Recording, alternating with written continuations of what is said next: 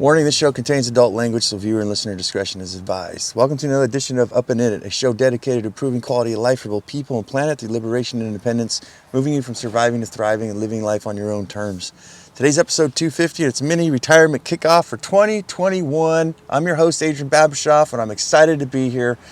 It's the morning time right now for me. It's July 1st, and this is official for me, taking another mini retirement, meaning for those of you just tuning in, I work about 8 to 9 months out of the year. I pre-plan my financials. I run my life like a business so that I don't have to work so hard all the time, and I'm super excited. I want to talk about, is it worth it?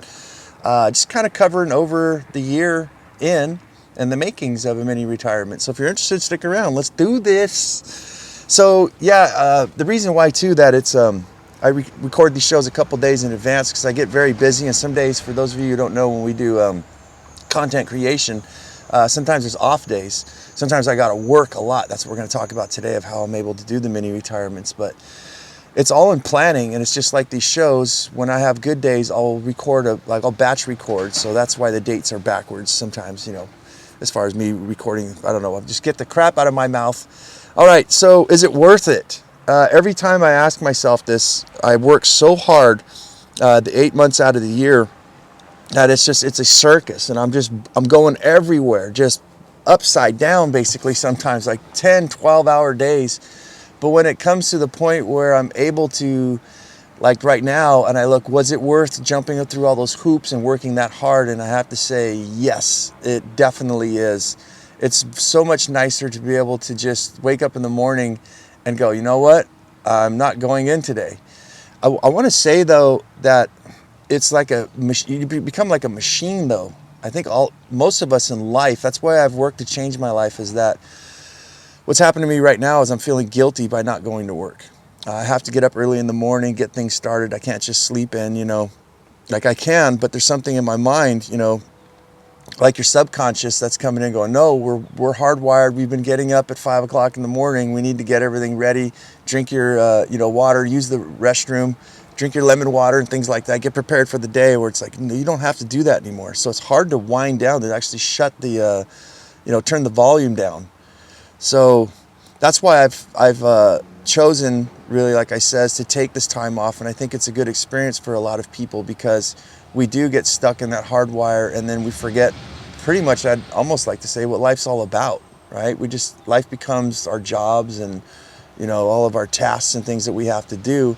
And it's just very beautifully strange when you take time off for a long period, for over a month, that you start to notice, like, you start to get actually really relaxed and recharged. So I'm very much looking forward to it. I haven't taken it off, done a mini retirement in 2020. I chose to work really hard building my garden business and everything like that, but I'm definitely pooped out and ready for this year. So I'm actually parked, we're broadcasting from my mobile studio, my F350 7.3 liter diesel pickup truck.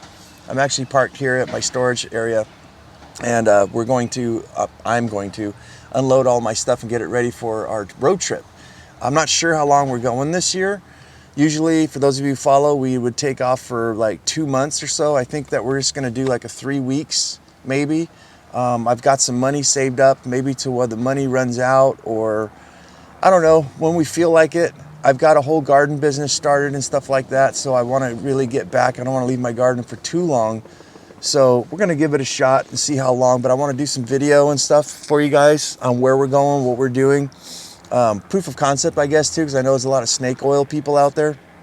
A lot of get-rich people, you know, with their fucking white vests on, and they're flashing all their money, and they're sitting on their Lambo. I'm showing off that I don't have to do shit for like a month, 2 months, 3 months. I'm a thousandaire, not a millionaire, but I have total fucking freedom and control of my life, and that's kind of where I come from as far as any flashiness. What's really nice about this too is like I don't realize, because I've been doing it so long, is the position of control that I'm in of my life. And I notice that so many people, they don't have that control. They have to show up on a certain day. They have to be doing things just, 5 days a week, some people 6, 7 days a week. There's quotas, there's time frames and things like that. Whereas mine, there's none of that really happening. If I if I do work really hard, like I told you guys I do during the winter time, it's out of choice, right? I'm stacking Benjamins and like really kicking butt out there and saving up for investing and stuff like that to further and better my life. So yeah, it's I like the control. And as I said, I guess I have to remember, just like when you're a father or a parent, you know, and you can't understand where your kids were coming from. And because, you know, you're an adult now, you forget what it's like being so far away, you know, older in age. So I always try to remind myself, what does it feel like to be, you know, a kid? Remember what it was like, what you were going through, so you know the experience. And I think that's what's happening with me, is that I've experienced so much freedom and control, you know, of my life that I forget what it's like to not have that. So I try to remember and try to bring those things out to people who ask, or people who are inquisitive of like, how do you do this? You know, you kind of have to look and go, oh yeah, how do I do this? I want to talk about next what I'd like to change.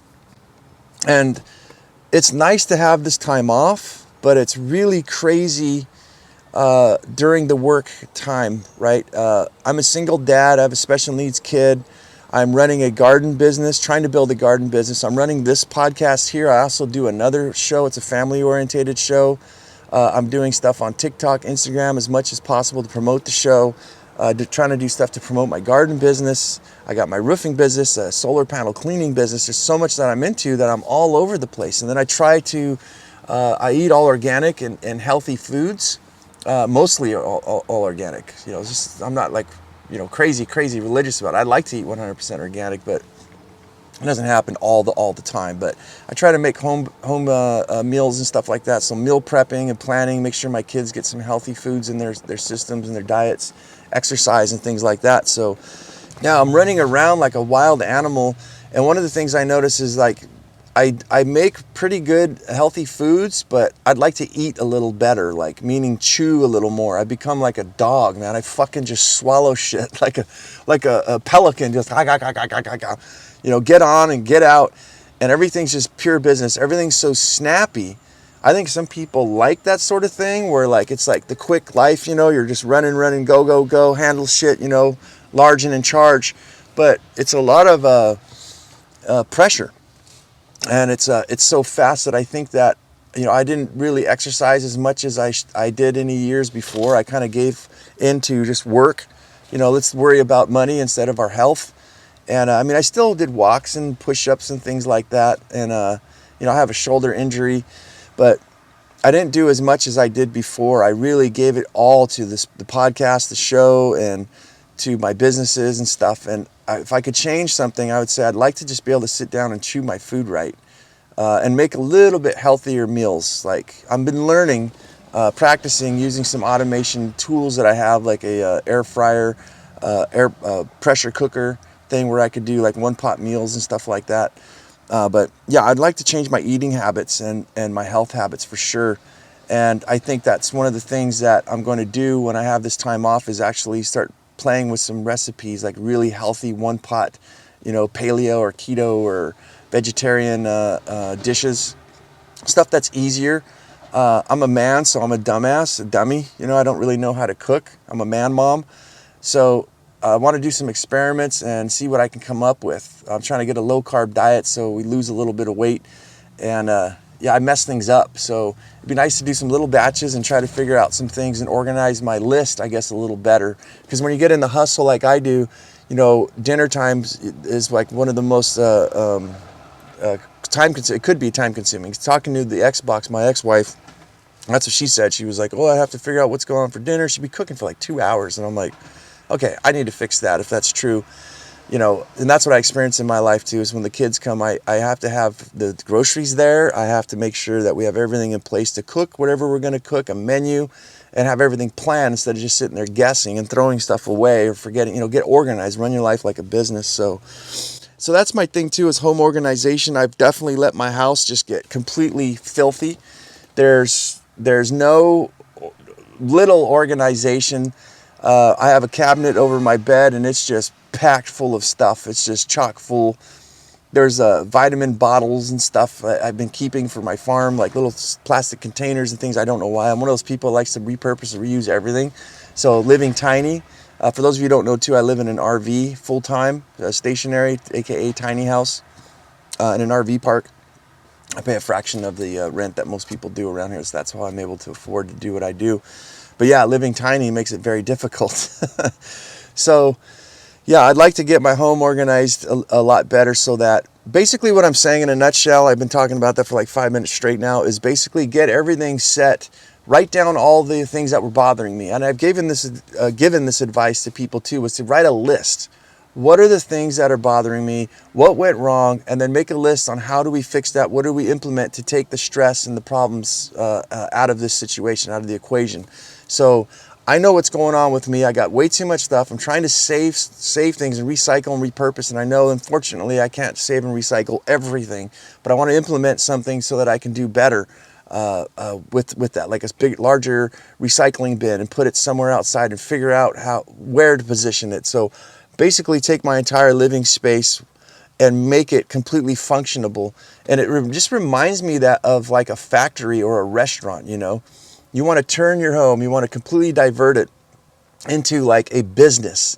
Like, here's where the printing press goes, here's where the fax machine goes, and the telephone and the tools and all that kind of stuff, so that when you come home at the end of the day of work, you just literally grab and go, and everything's in its place, and make it easy so that you could put things right back where you found them, instead of just placing them on a shelf saying, oh, I'll come back and get that later. So that's where I'm coming from, and I think that's going to help out a lot. Sacrifices, I think, for the mini retirements is not listening to what other people say, man. There's a lot of people out there talking shit. I think their relationship with money is completely fucked up. They're just like, money's evil. And I'm like, no, it's not. It doesn't buy happiness, but it's pretty much everything, man. When those who have money seem like they're lots more successful at a lot of different things. I've met some people, I talk shit all the time about very wealthy people, how they don't have, most of them don't have balance. They're either fat, lethargic, or, on pills and all this kind of crazy jazz. But I've met a few that have a good equal balance. And I'm not talking about being a millionaire. I'm just talking about making a really good, clean, decent life, being a thousandaire, and placing yourself in a position where you can have control over your life. And I've been told that it's not going to work very long. You can't continue doing everything yourself and all that kind of shit. And the moment I stopped hanging with these people and listening, taking to heart. You can listen to people all you want, but just don't take it with a grain of salt, as the saying goes. So I sacrificed a lot of my relationships, and life actually got better. But there's also a lot of sacrifices too. I don't really go out to eat all the time. When I do, it's sushi. I prefer to, we don't get fancy usually at all with dinners and things like that. I eat bean cheese tostadas is one of my kids' favorites. Nachos with beans and cheese, and maybe some like sour cream and some canned olives, stuff like that. Lots of raw juices and simple juices. I sacrifice. There's wonderful like peach, peach apricot banana something smoothie. I buy shit that's easy, like celery, carrots, apples. What do? I do oranges, apples, celery, carrots, cucumbers. And that's like my main thing. And then I kind of throw in like a garbage disposal, like tomatoes and stuff that when they start to get a little soggy, they're not that good to eat. You could juice them, add some lemon juice to them, and they're perfect. So I buy stuff that has a high shelf life and that has some good nutrition in it. So it's not necessarily for flavor. My stuff looks like swamp water. It's like gray. So I sacrifice so much. And is it worth sacrificing not going out to movies and doing all these fancy things to have 3-4 months off? Yes, most definitely. I think one of the things I look at too is that I've sacrificed a lot of my time and making really good money to be with my kids. And now my oldest is 15, and I've shown her things. About 3 years ago, we got invited to a bear dance at a camping spot by an Indian tribe. I happened to be sitting on the beach, and the Indian guy rolled up and was looking at the water or whatever, and we were talking about fishing, and he was like, "You're pretty cool. Why don't you come over to our bear ceremony tonight?" And I was like, "Oh shit, okay." So my kids were blessed by a chief. We danced around the fire like with the Indians, and the dad had a big giant bear skin with the bear head at the skull and teeth, over his head, and they had the little baby bear on top of his son, the skins, whatever, and they were doing this dance with what do they call that, where they get the feather and the smudging with sage. And my kids just they loved it. The chief took our troubles and threw them in the fire, and we're supposed to have no troubles. He got rid of all our stuff for us, and we were blessed. And we went for hikes and did so many beautiful memories and things that we did. And now my oldest, though, is not wanting to hang out so much. She's wanting to go out with her friends, just like I did. It's like I was saying, I forgot what it's like to be 15 years old because I'm 45 now, I believe. And yeah, I'm grateful that I've sacrificed that time. And this may be the last year that my kid wants to hang out with me and do these type of things, go fishing and hiking, you know, and dancing with wild Indians.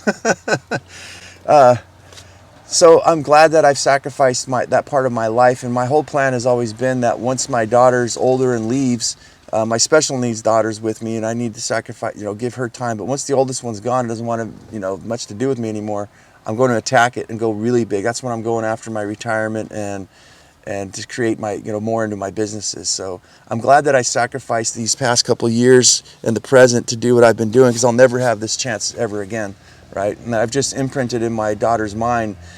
She will know what was going on. You know, I used to leave for 2 months at a time when we went anywhere we wanted. And she's going to realize in her later on in life, like, what the fuck? Most people don't do that. They don't do that shit? What was Dad doing that he was able to have that much freedom? I got to go talk to him. You know, so she's been seeded with freedom. And I think, and the memories and the things, the interactions that we did, all of that kind of stuff, I think is like one of the biggest home runs I've ever hit in my life. Hopefully she gets it. And then she'll want to live a life of freedom as well and not get stuck in the rat race doing shit that you fucking hate, and actually able to manipulate. Like yesterday's show, we said we were able to tweak and turn knobs and change your life and take control of it. So I'm really jazzed. I'm going to get this truck empty for our trip. I've got to completely empty everything out of my truck and redo it for, you know, I don't know. We're going to leave for about 3 weeks or so. And there's no cell reception up there. There's no internet. There's nothing, man. I literally got to take one of those InReach mini things. It's a emergency beacon in case somebody gets hurt, so that the rescuers could find us. We're going deep.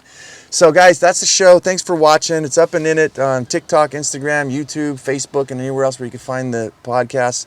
And if I brought you any value, please like and subscribe. Give me a review would be huge. If you guys want to support me, you know, I got to pay. It takes a lot of time and effort to do these shows. And I really want to get this show off the ground. So if you give me a review, that will really, really help me out. Or subscribe, whatever. But yeah, guys, as I always say, go out there and have yourself a near life experience. Don't lose your muchness. Carry on the fire. Human up. Live it, love it, own it, and bone it, my friends.